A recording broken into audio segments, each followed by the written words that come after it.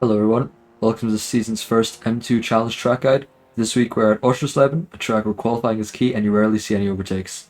Track conditions are listed below. This is a lap from a real qualifying session that got Topsplit Pole, and let me know if this improves your lap time. With that being said, let's get on to the lap. So coming across the line here, to start the lap, on the floor you're going to look for, if possible, a small bump. That's where you're going to want to turn in and start braking. You can see right here, there's an ever so slight bump down. That's what I use as my marker. And if you don't see it due to lighting or something like that, you could just use on the side, similar. There's this as well. You could also use that as a guide. But you're just going to want to hit about 50% braking here, not too much. Eat this curb as much as possible. Get on the throttle quickly again, and then brake slowly into here. You're going to want to make sure you don't let the car drift out too much. Eat the second curb here. Maybe it'll make the car get loose, but if you take it nice and clean with the throttle application, it should be fine. Now this corner is really interesting, this one. I've seen it work two different ways. You can either take this as a hairpin style corner or a double apex. Both seem to work in this car and both are very similarly paced. I've tried both and I can't tell which one's quicker. You just have to choose depending on how your tires feel on the outlap, which one you think is going to be better. In this case, I chose a hairpin, but I tapped the brakes slightly to get more rotation on the second turn in. So you're going to hit 95% brake pressure here, trail off nicely, tap it again, 10%, and then early on the throttle, use all the track width, of course. This corner here, you're going to want to go in slow and exit fast, because this is a really quick corner, but it can cost you a lot of time if you make a mistake here. This is where I've seen most time lost. You're going to want to brake early, only about 28%. Maybe, yeah, you're going to want to tap it 3 times total, 2 to 3 times. Eat this curb, turn in very early, let the car roll here, and then just get on throttle early. Use all the track, make sure the car stays stable. And that's something I've seen a lot. The car tends to get loose up that hill. Just make sure you're careful on the throttle application. Use all the track width, of course. Turn in very late here. Maybe go over that curb if you want to or need to.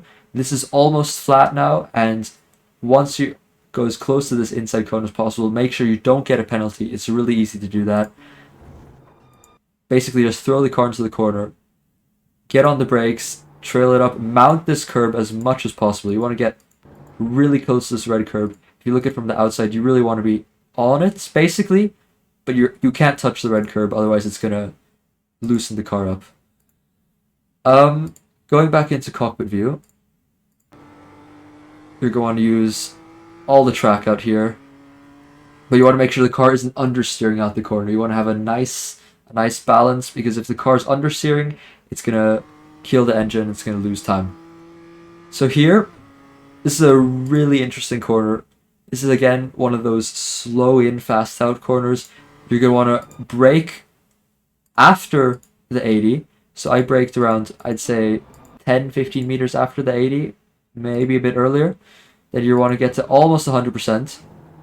Eat this curb, downshift to 3, and then just get really early on the throttle here.